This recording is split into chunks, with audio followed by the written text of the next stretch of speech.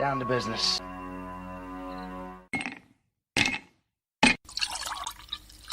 That's the nectar of the gods, baby. Might help if I unmute my mic. Hello, everyone, and welcome to the Whiskey Musings broadcast. This is episode number 23. Wow, 23 of these. So, thank you for joining if you're, here and listening, and on my multiple outlets. I do appreciate that. I've got a couple announcements tonight, and of course, tonight we're going to talk about vacations. I'm going to tell you a story from more of an embarrassing story, realistically, from one of my vacations, and then I'll also let you know where I want to go for a kind of a dream vacation. I would love to hear from any and all of you to discuss whether it's either, a vacation story or someplace that you would want to go.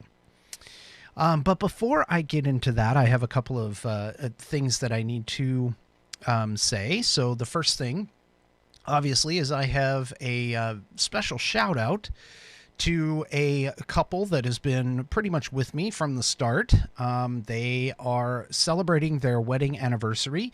I can't remember what number it is. It's either like 27, 28, something like that. But special shout out to them. I hope that they're enjoying their evening together, enjoying the fact that they have been married for quite some time. And I wish you both all the best.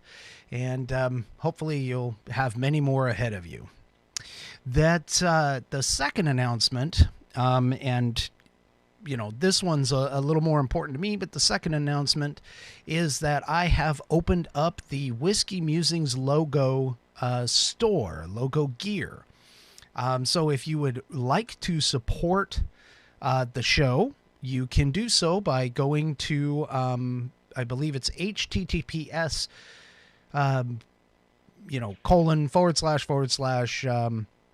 Teesprings, teesprings.com/stores/whiskey musings.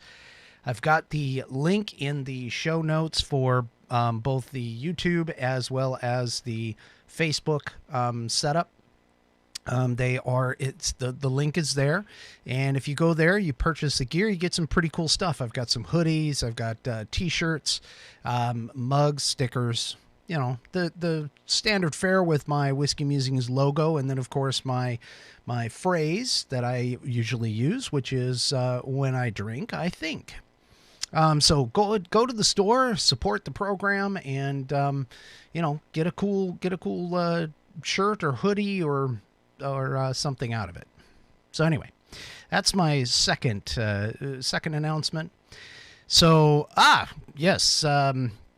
28 years. I thought it was 28, but I didn't want to quite go to the next, some people get a little squirrely about that, but 28 years. Congratulations to you and your lovely spouse.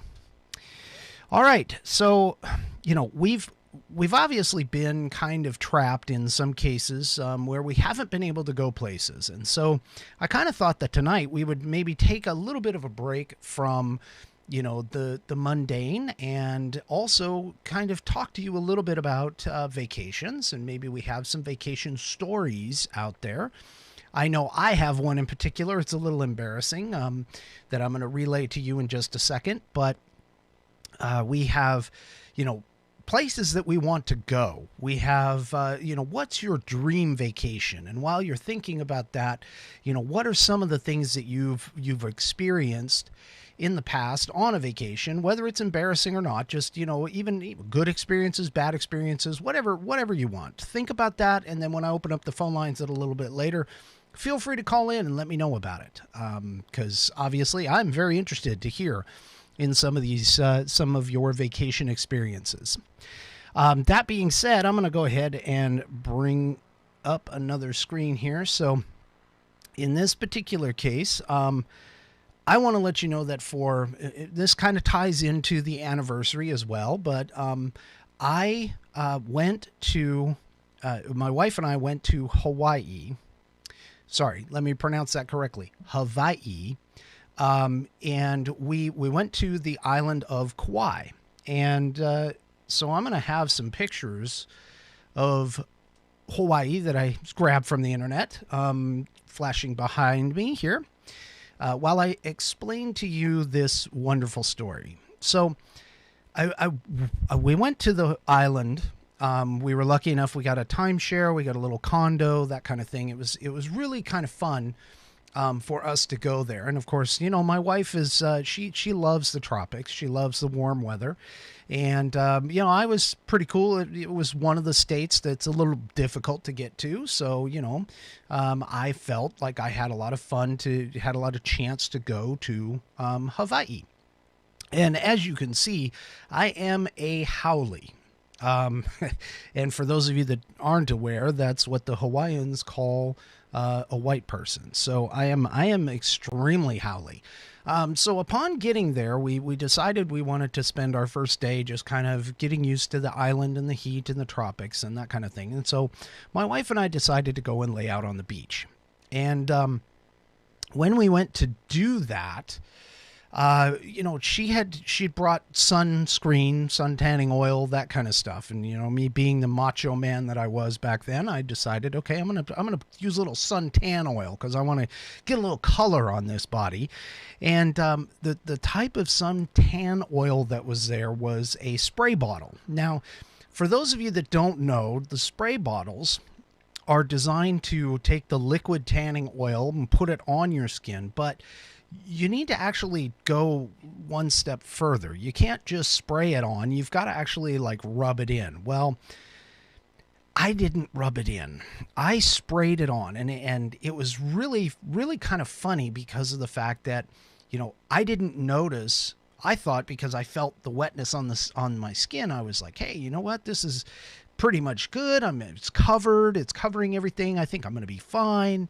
You know, that kind of thing. And then you also, coming from the state that I am in, it's a little odd for the intensity of the sun that's out there. And so we laid out on the beach for, you know, not much more than just a couple of hours and that kind of stuff. And everything was cool. We kind of went and did our own thing. You know, a little bit later on, went to dinner, that kind of stuff. I never really even noticed it.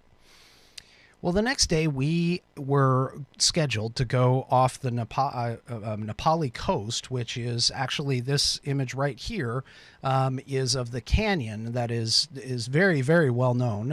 It was in Jurassic Park movies and several movies and stuff like that. But going off of the Nepali coast, we were going to go snorkeling. Well, unbeknownst to me, because I didn't notice anything, I just kind of got up, threw a shirt on, that kind of stuff. But we got onto this catamaran and we went for a bit of a you know, sail to get to the Nepali coast from the bay where we had picked up the boat. And we got out to where the captain went ahead and dropped anchor and was like, okay, you know, you guys all get your scuba gear on, and let's go ahead and let's just snorkel right here. And the water was a little cloudy. It wasn't exactly the clearest in the world, but it was fun. It was fun to go out and go.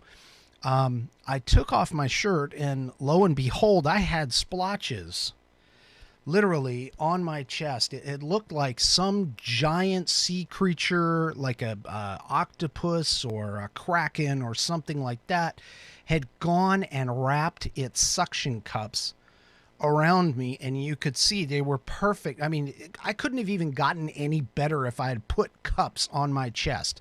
And it was funny. It was hilarious because I looked down and I looked like I had just been released from an octopus. It was just, you know, the suction cups and everything. It was just horrible. So I went ahead but this time I went ahead and just reapplied, and, you know, I dealt with it. I was just like, oh yeah, I kind of made a mistake yesterday, you know, thinking, okay, this is pretty cool. So, I went ahead and got all greased up and everything else because we were out there. But, I forgot to put suntan oil, lotion, sunblock on my feet. And I didn't even think about it at the time. I really didn't. We went, we did the snorkeling. Everything was cool. I thought, this is really cool. dove down, got some good pictures. We had, the old style cameras that were the waterproof type cameras and that kind of thing. And so we came back in. Everything was cool that night. I was happy. Everything is cool. We were hanging out. We were having fun. Next morning, I woke up and my shoes didn't quite fit. Well, my feet had swollen over the course of the night. And the only way that I can really describe this is that it actually was something that I had seen another person in my army unit had gotten, and the best way he described it to me was it was called sun poisoning, which I thought was really weird. But I had the exact same symptoms. My feet swelled up, and I was not able to I couldn't feel my feet. I could tell that I was walking, but I couldn't feel my feet. And so we ended up having to spend a little bit of our honeymoon in the bungalow, in the condo where we were at, because I really couldn't walk anywhere.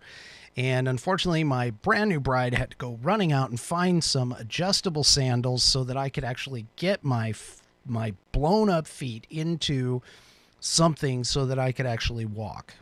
So needless to say, I have to admit that was it really wasn't the best of a time. Now, thankfully, we were on Kauai, which Kauai is more of the garden isle. They call it the garden isle, and it's because, it's mostly agriculture in that area. It's not the hustle and bustle like what you see on the Big Island or some of the other islands that are out there with the big cities.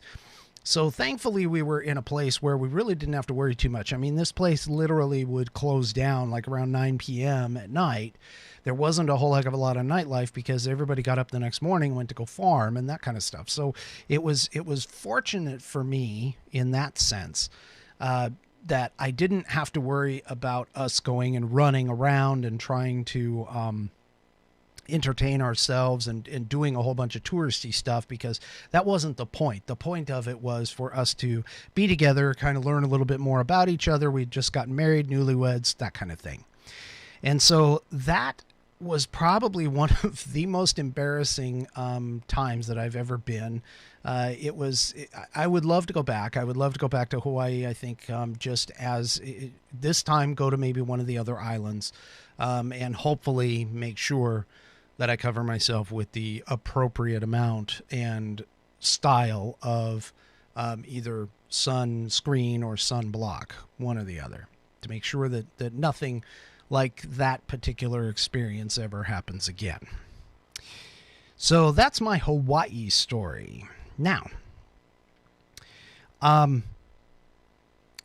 as far as where do I want to go? So I like Hawaii.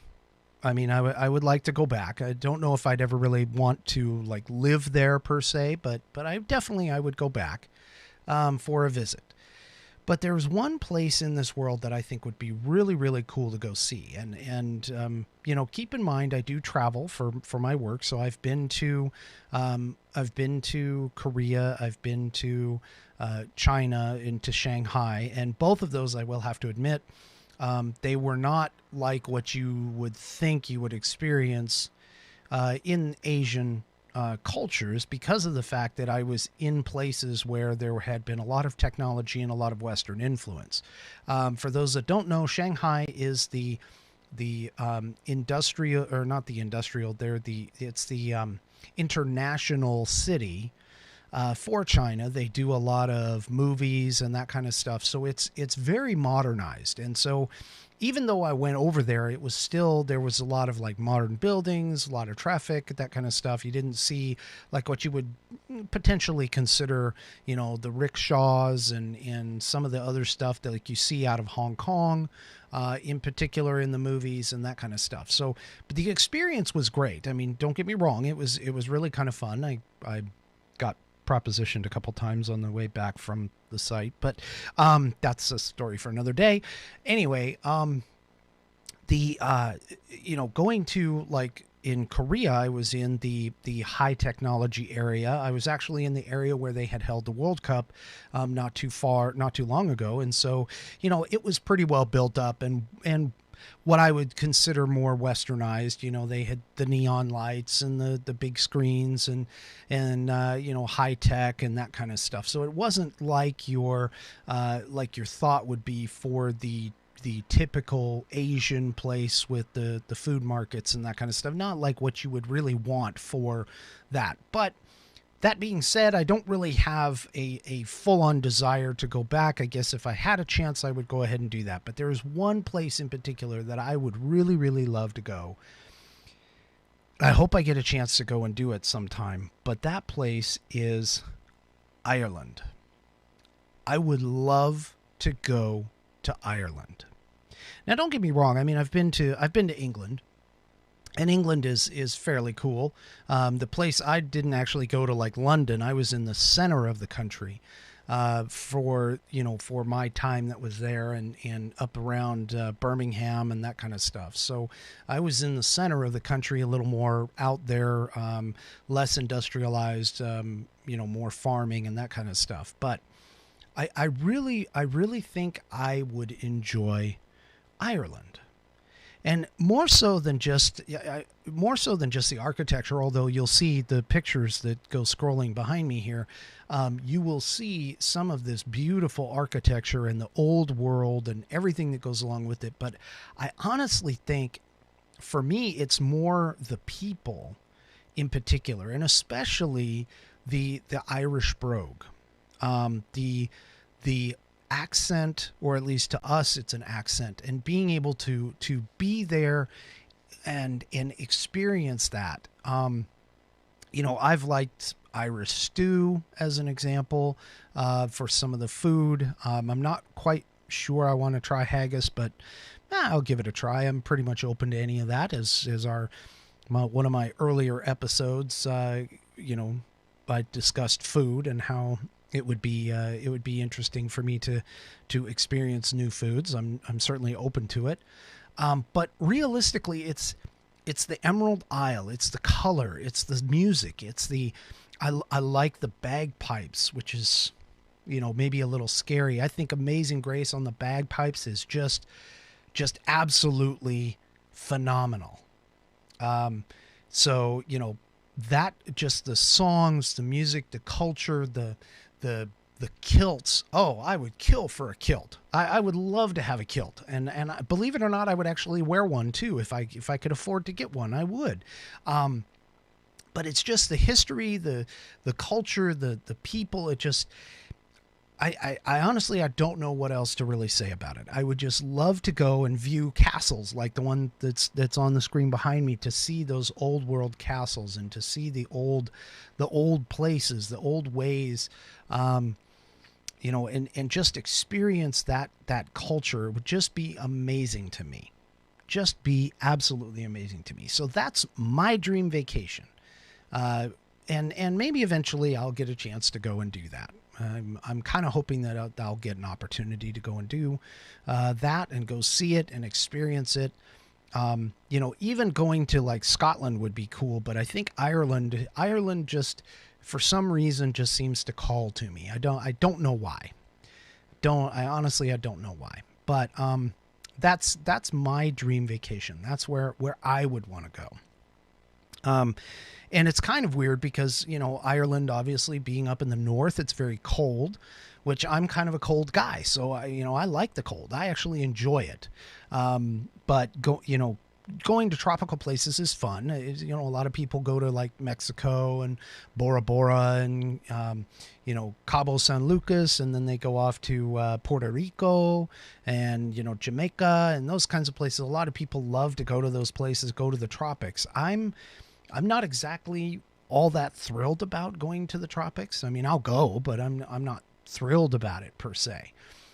But Ireland is someplace that I would really want to go, and I think that's going to end up on my bucket list. I think my wife and I have kind of talked about it, and she would like to go too. So we're going to try and do that maybe as an anniversary trip or something like that in the future, to get an opportunity to go and to see some of the culture, some of the places. I mean, look at that castle. Look at that architecture. I can tell you when I was in Germany, one of the key things that I can remember about the trip to Germany was not so much that I was in the service and I was over there for basically for free, but when I got an opportunity to go on a day trip to Berlin, and going down into Berlin and walking around, I mean, first of all, you're in a strange land. You can't speak the language. I knew a few words thanks to my stepfather teaching me.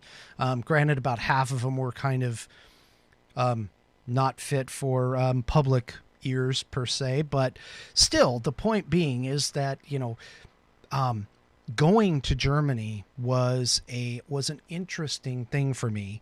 But what was really cool was not so much the tourist type areas, but we ended up going down this one alley. We kind of got lost, and we ended up going down this alley.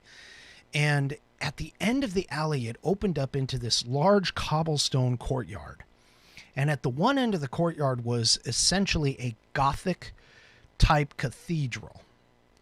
And the architecture there to that cathedral was just phenomenal. I mean, the what would be considered gargoyles and the stonework, it was just fabulous to me. And I loved watching it. And I did the same thing when I went to Italy and was able to go to one of the cathedrals in Italy. It was the stonework that really drew me in. It was the architecture. It was the classic look that you see from the Renaissance era, the Renaissance periods, and stuff that you see here in America. I mean, we're not as a country, we're really not all that old. Now, granted, I do enjoy going to places like Boston and back east and seeing some of the older style architecture and stuff there, but nothing compares to some of these places that are in the true old world over in Europe and that kind of thing. And it was just incredible to me. And I think that Ireland would provide a little bit more of a opportunity to see some of that stonework, some of the classic styles that you see, like this small country church that you see behind me now. That to me is just incredible. And just the food and the culture and being able to talk to them and listen to their accents to us. But, they would obviously have our accent too, but, they would look at us as having an accent as well. Which funny thing was, when I was in England, when we sat down to a restaurant, I made a comment to our server, and I asked her, I said, well, where do you think we're from? And she said Canada.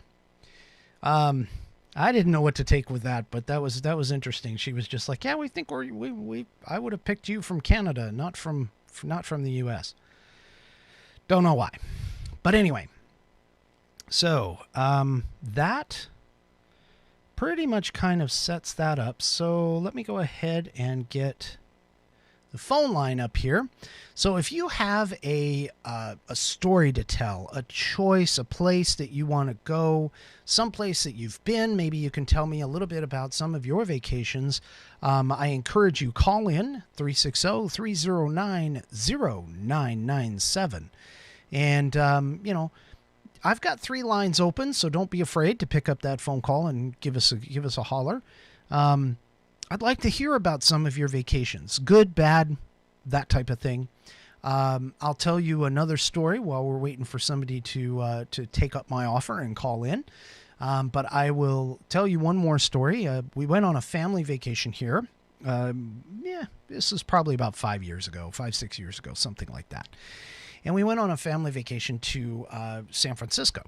And it was kind of interesting going down there. I had been there a couple times before, but this was a family vacation. And of course, we did the touristy stuff like Ghirardelli Square and going into Chinatown and those kinds of things. But we were walking around, and unfortunately, my son decided that he wanted to wear this hoodie. And he put the hood up, and he had his sunglasses on, and he was going through a little bit of a phase where he looked like a very famous young singer. The gentleman's name was Justin Bieber. And with the hood up and the sunglasses on, there were some conversations that were kind of interesting to go around. We were walking down the street by our hotel, going to one of our tourist destinations, and this group of people walked by, and they were from out of town. And by out of town, I mean even outside of the U.S. They were definitely foreign. I'm not quite sure where, but one of them caught my son's attire and looks out of the corner of their eye, and they turned around and they took a look, and then you could hear them talking back and forth between each other. And one of the people mentioned Justin Bieber. And so it was kind of interesting that they mentioned that name. Now, it was just, if it was just one in passing, I could see where, okay, one person's kind of mistook him or whatever. But that happened consistently pretty much wherever we went. And so not that we had throngs of people following us, because of course they didn't, but it was just interesting how so many people would turn around and they would say the word Justin Bieber. So for a little while, my son started having the nickname of Bieber while he was growing up. So that was kind of an interesting adventure for that trip, that vacation trip. So anyway, pretty much, I guess in a way, vacations are kind of downtime. They're things that we do to recuperate. And unfortunately for me, my particular job sometimes makes it to where it's a little difficult for me to actually take those downtimes. And so there have been a lot of times where I've gone on vacations and I've had to bring my laptop and do work occasionally on vacations. And it kind of sucks. But the world that we live in, the technology world that we live in, especially now, a lot of people are just starting to get familiar with the work from home scenario. When you do those kinds of things, you tend to have to, check in every once in a while, I guess. This is a 24/7 economy. And so, work never sleeps and that kind of thing. And unfortunately for me, because wireless is what wireless is, I've had a hard time trying to find places where people cannot contact me. Like I literally go around on some vacations and some outings. I've gone around to try and find little hidey holes and dark spots where I cannot be found. And I've only found a couple of spots where I should say I've only found one spot completely. And it was one where I was out in the woods, deep in the mountains, and I wasn't able to be gotten a hold of. I had to actually hike up halfway up a mountainside in order to be able to get a strong enough signal to be able to call home and check on my wife. There was another location that we went for about a week, and it was over in Eastern Washington, and I was supposed to go there, and I tried to get there, and once we got to the cabin and everything of where this place was, I tried to find a spot where the phone wouldn't work, and it still worked. It was much to my disappointment. I was still able to get phone calls there, but for those of you that don't have those types of jobs, I do envy you somewhat. I wish in a way I had a backbone to be able to say, you know what, I'm done. But anyway, so it looks like I have a caller calling in. I've got a couple of them here. So let me see. Let me bring on my first caller here. And hello there, caller. How are you? Hello. Just awesome. All right. Excellent. So I know who this is, so I'm going to just go ahead and put their name right up here. But anyway, so tell me about your vacation experiences. Actually, it's like a vacation we took together. You and I. Really? Back in youth group. Oh. Back in youth group. Okay. Our Canada trip. Oh, yes. Canada. That's right. Canada. Now, if I recall correctly, we were going up to Calgary, and it was around the Calgary Stampede time frame, but the Stampede wasn't actually going on at the time. It was like either right before or right after. Yeah, I don't recall exactly. I thought it was definitely summertime. Yeah, absolutely. We were there for a few days. Yeah, our Northern Baptist Conference or whatever it was. Right. Which it was really fun because we stayed in the old Olympic complex. That's right. I didn't remember that. Yeah. And I believe that was the first time that I ever had Domino's pizza. Back then when it was really bad. You're saying it's better now? Yes, it is. Oh, okay. All right. So Domino's Pizza. So that was a good memory for you. What else do you remember from that trip? Oh, okay. We were every time we would get on the light rail system. Right. We always ended up singing. And we got commendations from the mayor that all we did was sing on the trains. Wow. This is pretty bad because I don't recall that. I don't recall the singing part. Really? Yeah. Maybe. I remember on the way up, you and I shared a bed. Yes. Not in a weird way. Okay.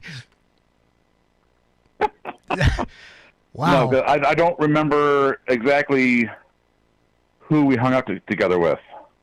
So I thought we were all together, but there might have been a couple different groups split up.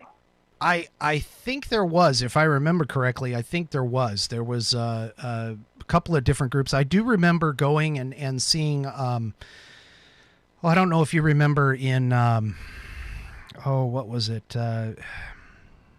Cool Runnings, the movie Cool Runnings. Do you know that tower that had the restaurant at the top? I do remember that building and seeing that building and that kind of stuff. Only because it reminded me so much of the Space Needle. But anyway, I do remember that. I remember the long drive up. Oh yeah. I remember getting stopped at the border and being asked what we were doing and where we were going. All that kind of stuff. Yeah, back when you didn't need a passport to go into Canada. Yes, that is true. You didn't need one. Yeah, of course now. Yeah, no, that was a good time. Yep. Very, very much was. And I almost met a girl. What do you mean? We were with girls. I met a girl. Okay, a foreign girl. How's that? Oh, yes. Okay, a foreign girl. You almost met a foreign girl. All right. Because I remember one of the times we were singing, she was also part of the whole conference thing. Uh-huh. And I guess she noticed me for God knows what reason. And there were a few times during lunch, because we all had lunch back at the complex. Right. Or breakfast or something. Right. I know she was there too. And then one of these times on the train, she was there by herself, and I was too. I was weird. And she kept staring at me, and I fought every instinct to not go over. And I went and talked to her. And I was a complete moron. Well, you're a handsome guy. I mean, come on. You were a handsome guy back then. Don't make me pull out that photo, the graduation photo. Don't make me do that. Yeah. No, but it was very interesting. Yeah. But I knew nothing would come of it because I couldn't remember where she was. I think she was from Calgary, so nothing ever would have happened. But it was nice to meet her anyway. Yes, of course. It's always cool to meet people on the trips, especially those that you can maybe keep in touch with or whatever afterward. Of course, granted, that trip was long before things like cell phones and that kind of stuff. I think the closest that we got was pagers back then. And I'm dating myself and dating you as well, in that sense. But yeah, no, definitely, it's something that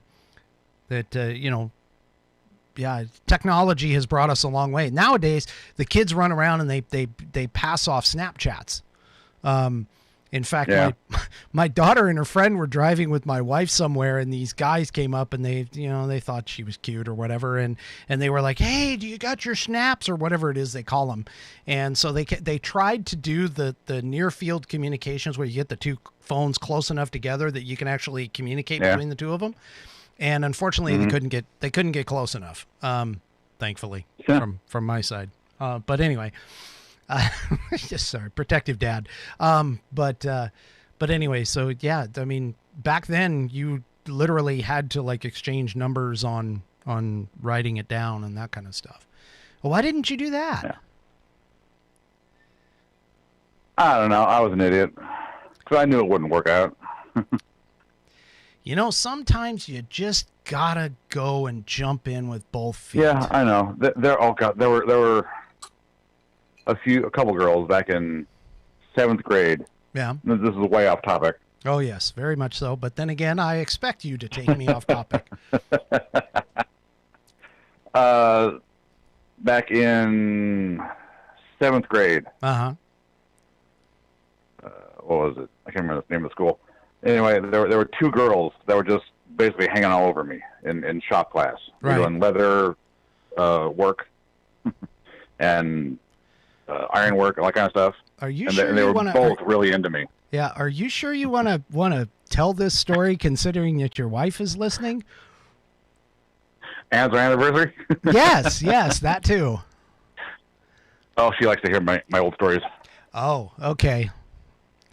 Okay, as long as you've got the okay, we're good. No, but I was so oblivious to how to interact with girls that I completely blew it, and I didn't do anything with either one of them. No matter what. But anyway, no matter what happens, I think everybody is that way at first. Even now, I would say that there's some comfort, I think, in taking the fact that you've had, many experiences, and now it's a whole heck of a lot easier. But still, I think if it were, if I were to, say, for an example, meet my wife today, I'd probably, and not know her, I would probably be, all tongue-tied and everything else, just like in high school. So, yeah. Go figure. Anyway. I just wanted to share the Canada story. It sounds like you got another caller going in. Yeah, I do. I actually do have another caller, so I'm going to go ahead and let you go. Thank you very much for the call, and we'll talk to you later. Okay. All Bye. right. And okay, so let me get that one out. All right, and now I've got another caller here. Let's bring this person in. Hello there, caller. Hello, can you hear me? Hello, am I on? You are on the air.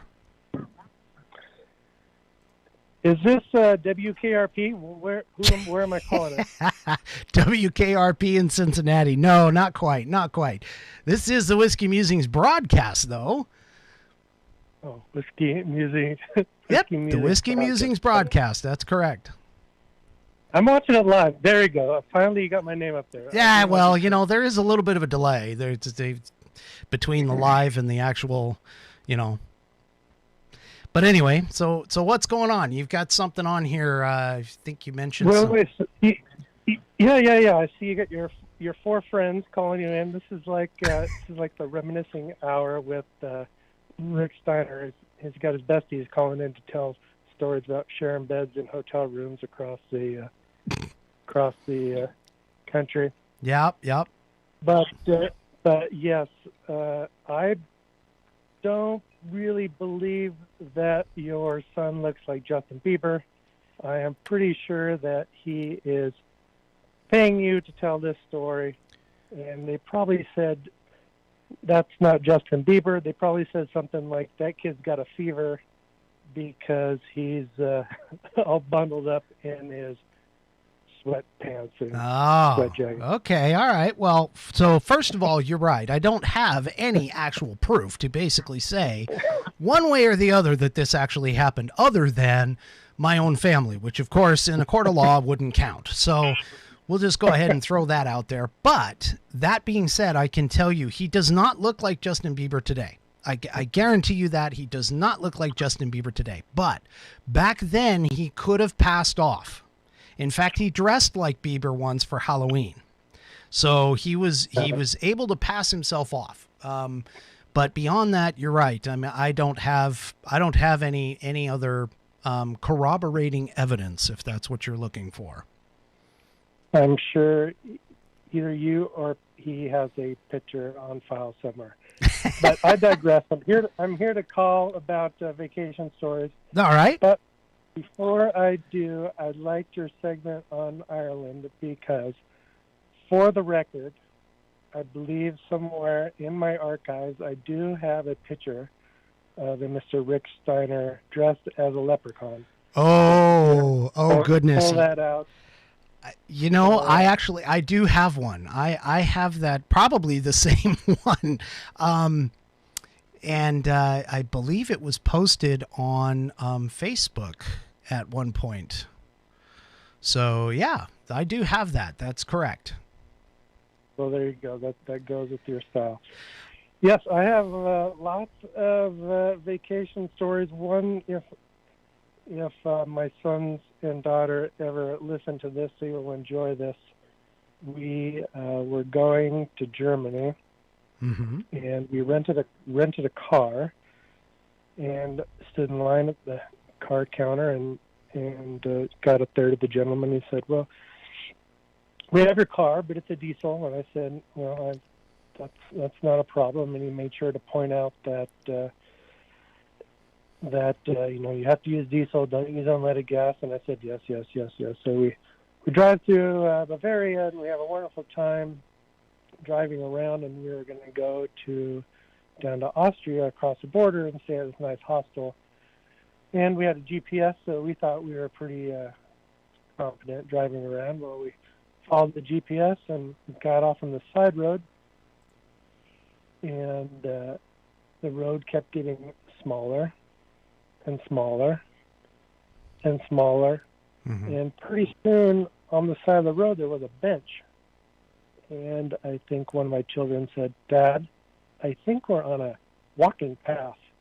But we had a nice small car, but it was too skinny. By now we were well into the walking path with our car.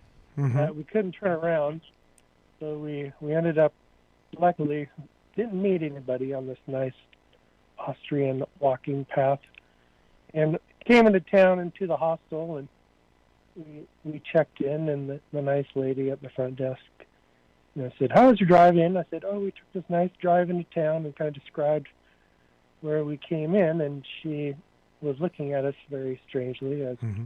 an Austrian woman would have if you just told her that you drove into town on the pedestrian bike path. But my children loved that story because it was a nice memory for our vacation. Well, and it's those kinds of things, I think, that make the vacations memorable. It's the mistakes. It's not so much the fun times are there too, but it's the mistakes that make them just that much more memorable. So yeah, I completely understand. And actually my experience over in Germany, now granted, of course, I was in the service, so I was riding around in a military size Humvee. But the roads are really, really small over there in comparison to some of the vehicles, especially our Humvee and our big deuce and a half or 2.5 ton trucks. So yeah, I could see, and there's also places where you could just get turned around and off onto some very strange local road and get lost. I mean, it's really very easy to do over there. Right. And then coming back to the story about the diesel car, when I went to try to fill it up the first time, the diesel nozzle of the pump wouldn't fit, and I was wondering, why isn't this nozzle fitting? And I said, I don't think this car is a diesel. I think it's an unleaded. And the only nozzle that would fit was the unleaded kind, but I didn't want to put in unleaded. So I actually had to get out the driver's manual, which of course was all in Dutch, and I actually had to take the driver's manual into the gas station. They had to look it up, and we had about a 10-minute conversation determining whether it was diesel or unleaded. So it was unleaded, and then I had to tell the nice car rental person that I put unleaded in their diesel, and he got mad at me. I said, oh no, it's an unleaded. He's like, oh no, here on the paper it says diesel. So then that was another 10-minute conversation. But overall, good vacation. I got many vacation stories, which I'm sure we all do. But you're right, those little details we remember the most, and those are what our kids remember as well. Yeah, absolutely. And I've always said this, and maybe you can either agree or dispute me on this, but I've always said this, that it really doesn't matter necessarily where you go and what you do. What matters is you spend the time with the family, with the kids, and that's the part that's really going to be memorable. It's not so much that you've been to like Disneyland or that. I mean, there was going to be some highlights and stuff, but it's just the fact that you spent the time. That's really what's going to be the most memorable. Would you agree with that? Oh, absolutely. Yeah. Absolutely. And 50 years later, when you're sitting around doing nothing, and your kids, I do it with my my mom too. I don't remember the whole vacation. I just remember those strange moments that made it memorable. Yep.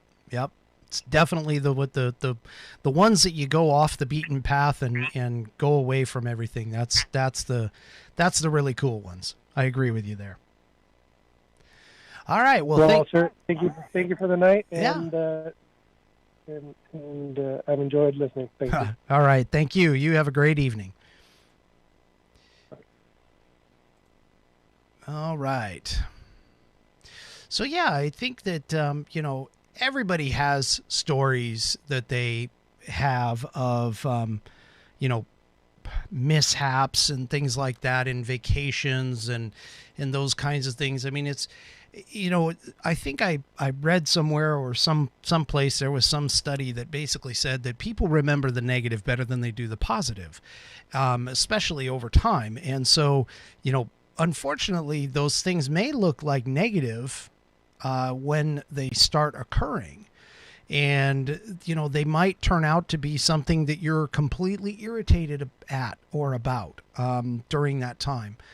But afterward, you get together and you start talking about it and you start laughing, and it turns out to be really, really funny, rather than being something that is, it's so irritating when you're in it, in some cases, but it turns out to be a funny story afterward. And it's something like Marcus said, it's a memory. It's something that you can think about when 50 years or whatever from now, that kind of thing. It's those kinds of memories and things that get all messed up that you do remember. And again, like I said, it's not the places that you go. It's not the visits. It's not the high priced vacations. It's the time that you take together with one another and spend that time, because time is so precious. It is so precious. And you never know when that moment is going to hit, when that person that you're dealing with is no longer there. So take the time to say the things that you want to say, to be with the people that you want to be with, to spend the vacation time if you can, even if it's just a simple staycation and doing nothing but just enjoying each other's company.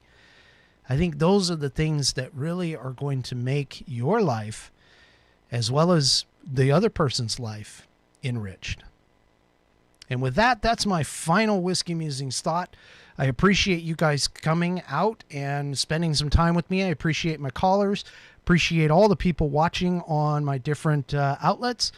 And again, for those of you that like the message, like the broadcast, please subscribe, follow me on Facebook, subscribe on YouTube, and don't forget to check out the link to the store. If you want to score some Whiskey Musing logo gear, like I said, I've got some hoodies in there. I've got men's tees, women's tees, those kinds of things. And any of the proceeds that come from that, they go to directly help fund things like the call-in option and that kind of stuff. They will directly fund this show. And I appreciate your support. I appreciate everyone listening. Everyone have a wonderful weekend. And this is the Whiskey Musings broadcast. We'll see you next week. Good night.